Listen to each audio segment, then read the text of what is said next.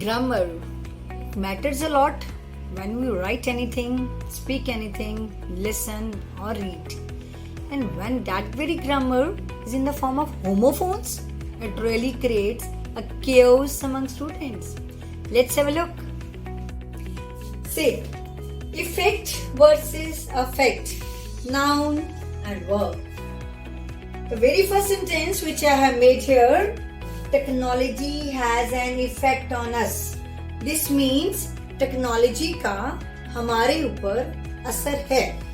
In this very sentence, effect is used as a noun because I am using it here as an has. Here, has is working as a helping verb. But in the similar form, we can write it, technology affects us. Meaning is same, but in this very sentence, there is no helping verb. This means चाहे आप effect लिखें और चाहे affect लिखें, दोनों का meaning तो same ही होगा. Either you are writing the or speaking in negative or positive, that hardly matters. But in writing in it with helping verb and without helping verb, that matters a lot. Thank you. Signing off.